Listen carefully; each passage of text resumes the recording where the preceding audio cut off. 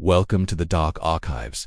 Some secrets are meant to stay buried, but tonight, we uncover the files the world was never supposed to see. It began at 2:13 a.m. in a silent apartment hallway. A thick, yellowed envelope slid under the door of a man named Armon Koreshi. Armon stared at it, his pulse racing. He lived a quiet life, but the handwriting on the front was unmistakable. It said, "For Armon, only you." Inside he found 5 black cards, numbered 1 through 5.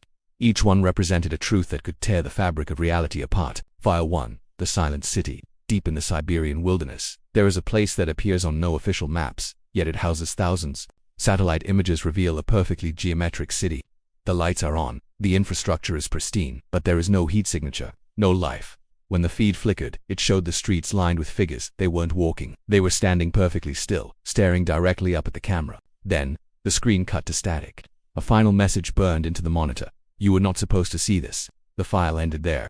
File 2. Project Echo. In 1997, a group of scientists attempted to digitize human consciousness. They claimed the project failed and was abandoned, but the digital logs tell a different story.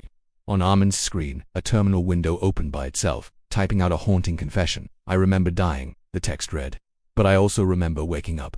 The entity was trapped in the wires, screaming without a voice. As Armon watched, the screen went blank, leaving only 4 words that chilled him to the bone. "I am still here." File 3. The Forgotten Signal. Armon played an audio file recovered from a deep-sea probe. The sound was a rhythmic metallic pulse. When translated through an old frequency descrambler, a voice emerged from the abyss. It didn't sound human. It said, "We arrived before you." The metadata traced the source to the bottom of the Pacific Ocean, where the pressure is enough to crush steel. Something is waiting down there. A second, hidden layer of the audio whispered a final warning that made Armon tear the headphones off his head. "Do not come back." File 4. Subject 0. This is perhaps the most disturbing entry.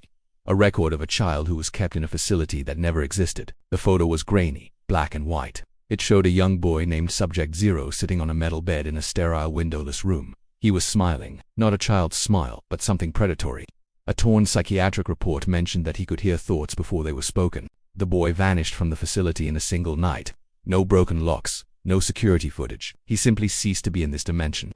As Armon looked closer at the photo, he realized the child's eyes had moved. They were no longer looking past the camera. They were looking at him. Finally, File 5. The Last Truth. Armon picked up a small hand mirror on his desk, his breath hitching as he saw his own reflection. He blinked, but his reflection didn't. There was a delay, a lag in reality. A second later, the reflection blinked back. Slowly, the reflection began to smile. Even as Armon's own face was frozen in terror, he dropped the mirror, shattering it against the floor. Suddenly, his computer turned on. It wasn't showing a file anymore. It was a live overhead feed of his own room. The text read, "You are the file now." 3 days later, the authorities entered the apartment. It was perfectly tidy. No sign of a struggle, no sign of forced entry, but Armon was gone. On the floor where the envelope had first appeared, sat a new card. Card number 6. It was blank, waiting for the next person to find it. Be careful what you look for. Some truths don't just change your world, they consume it. Good night, and stay in the light.